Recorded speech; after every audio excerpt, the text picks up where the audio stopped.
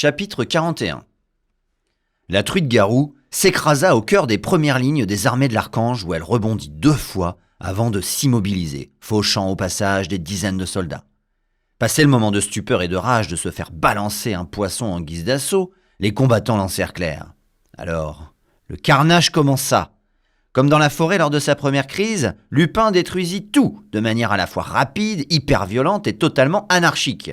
Des soldats volèrent en tous sens, balayés par des coups de nageoire ou explosèrent du fait des impacts provoqués par les rebonds de la truite Garou qui creusaient de petits cratères desquels de la terre et de la poussière s'élevaient tant et si bien qu'on ne distingua bientôt plus le coupable de ce désastre.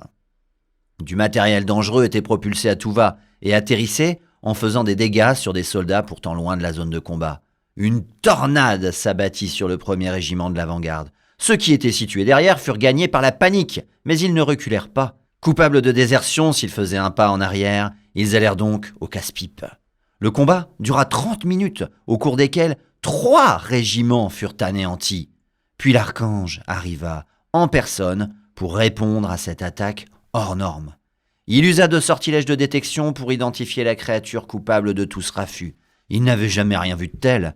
La bête qui sévissait ressemblait à un poisson. Elle ne pouvait a priori pas être vaincue par de simples humains.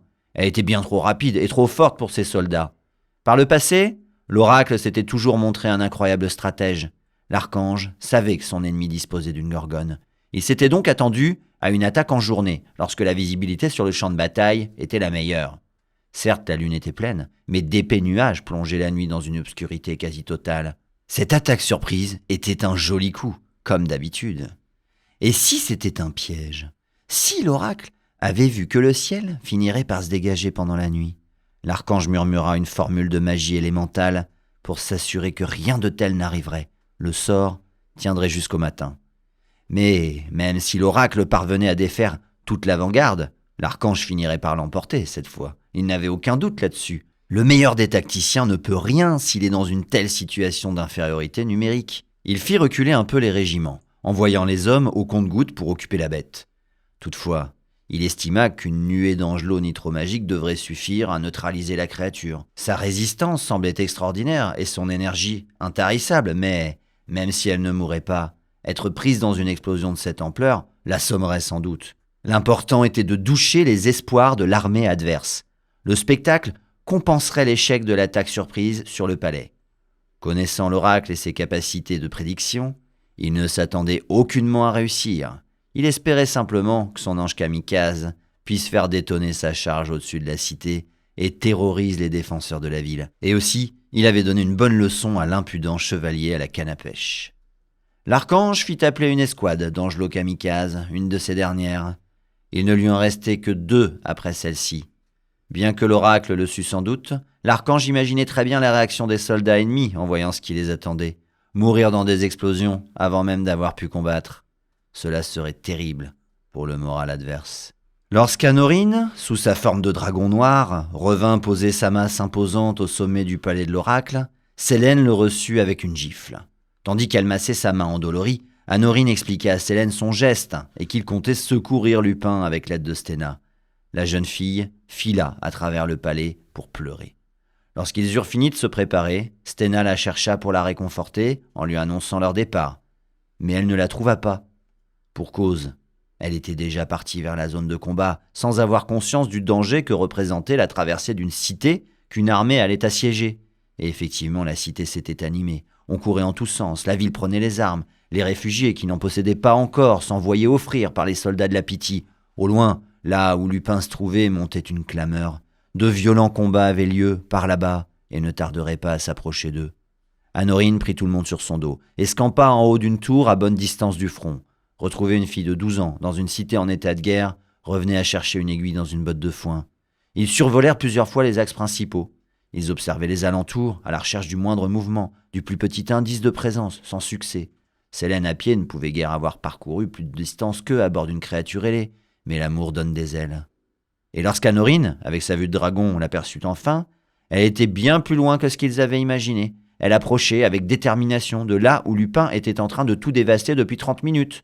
Alors, ils n'hésitèrent plus une seule seconde. Anorine s'y rendit à tire-d'aile avec ses compagnons sur le dos. En 2 minutes à peine, ils y seraient. Au moment où Sélène parvenait enfin à son objectif, de nombreux petits points sombres volants chutèrent au sol. Il y eut des flashs de lumière. Toute la zone s'embrasa. Plusieurs secondes après, les bruits sourds et terrifiants des détonations des angelots kamikazes les atteignirent, suivis du souffle brûlant des explosions. Malgré lui, la masse d'air chaud fit gagner de l'altitude à Anorine qui replongea rapidement vers la haute cime d'un arbre, non loin de l'incendie. Il s'y cramponna. Le temps que les bourrasques s'apaisent et qu'ils puissent prendre à nouveau leur envol, ils contemplèrent le brasier avec une immense appréhension. Sélène ne pouvait avoir survécu à de telles explosions. Quant à Lupin, c'était peu probable. Ils étaient arrivés trop tard.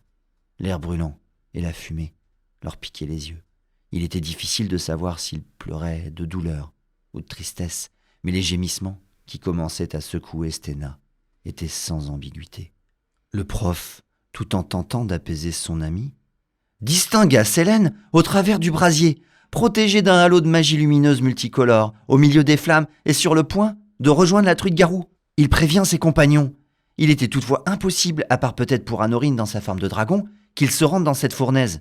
Au moment où Sélène arriva au niveau de la truite Garou, elle la prit dans ses bras. La bulle de magie arc-en-ciel qui entourait Sélène s'étendit rapidement, éteignant progressivement l'incendie.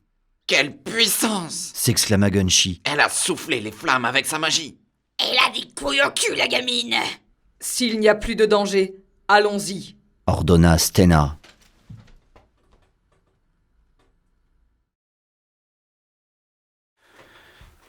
Chapitre 41. Ah non, faut que je regarde, putain. Le mec. Ça commence même pas au titre. De l'admet Arverse.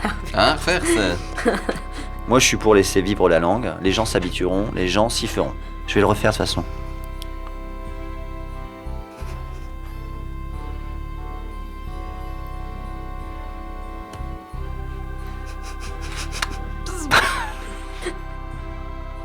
Ce truc magique que t'as pour un bêtisier.